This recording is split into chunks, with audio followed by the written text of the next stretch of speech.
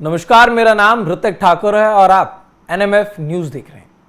एक बहुत पुरानी कहावत है, मुसीबत कभी भी अकेले नहीं आती, अपने साथ पूरा कुनबा लेकर आती है।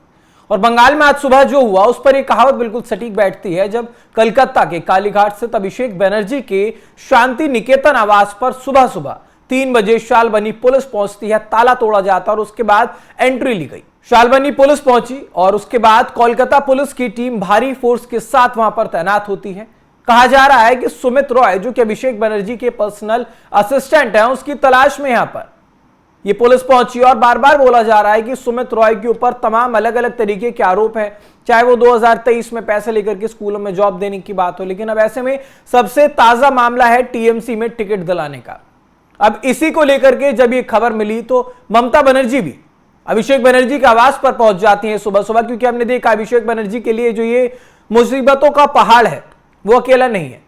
क्योंकि पिछले कुछ दिनों में कभी सीआईडी की पूछताछ होती है, कभी फर्जी सिग्नेचर का मामला होता है, कभी हेट स्पीच को लेकर जो नोटिस है वो लगातार पहुंचाया जाता है। अब ऐसे में अलग अलग तरीके की जो समस्याएं हैं वो अभिषेक बनर्जी के साथ साथ पूरा टीएमसी झेल रहा है, चाहे वो ईडी का मदन मित्रा पर छापा हो, एक के बाद एक लगातार जो है ये झटके लग रहे हैं। इसलिए हमने कहा कि मुसीबतों का पहाड़ और जो कुनबा है वो अब टीएमसी के ऊपर कहीं ना कहीं फूट पड़ा है। क्योंकि बंगाल की राजनीति में इन दिनों पूरी तरीके से जो उथल पुथल है वो मची हुई है। टीएमसी सत्ता से बाहर है, लेकिन मुश्किलें उनका पीछा नहीं छोड़ रही। सुबह सुबह जिस तरीके से पुलिस वहां पर पहुंची है वो देखकर लग रहा है कि पुरानी सत्ता तो चली गई है, लेकिन कुछ हिसाब किताब जो है वो बाकी रह गया है। पुराने जो घाव इन्होंने दिए थे उन सभी को लेकर के अब इनका हिसाब किताब किया जा रहा है। कालीघाट इलाके में जब वहां पर पुलिस पहुंचती है तो उसके बाद घर में अगर देखिए जांच की गई, ममता बनर्जी वहां पर पहुंची थी। ममता बनर्जी ने जैसे ही वहां पर देखा उसके बाद कुछ समय बाद ममता बनर्जी वहां से निकल जाती हैं। पूरे मामले की अगर बात करें तो यह माना जा रहा है कि सुमित रॉय को लेकर के यह शक पुलिस को था कि सुमित रॉय अभिषेक बनर्जी के ही घर में छुपा हुआ है। सुमित रॉय पर यह आरोप लगा है कि नए लोगों में से मोटी रकम ली गई है। यह बोला गया है कि उसके बदले में आपको टीएमसी की तरफ से टिकट देंगे। चुनावी टिकट दिलाने का जो झांसा है वो सुमित रॉय ने लिया था। अब इसी मामले में शालबनी थाने में केस दर्ज किया गया और उसके बाद इस पूरे मामले को लेकर जांच चल रही है और इसी की तलाशी लेने के लिए पुलिस अभिषेक बनर्जी के आवास पहुंची थी। फिलहाल वहां पर लगातार जो है जांच चल रही है। ममता बनर्जी मौके पर पहुंची, फिलहाल पुलिस को कोई सुराग नहीं मिला, लेकिन बार बार ये कहना है कि सिर्फ सुमित रॉय नहीं बल्कि जो तमाम अलग अलग तरीके के आरोप टीएमसी पर लगे हैं, अभिषेक बनर्जी पर लगे हैं, इनकी पार्टी के नेताओं पर लगे, उन सभी को लेकर के प्रशासन पूरी तरीके से सख्त है।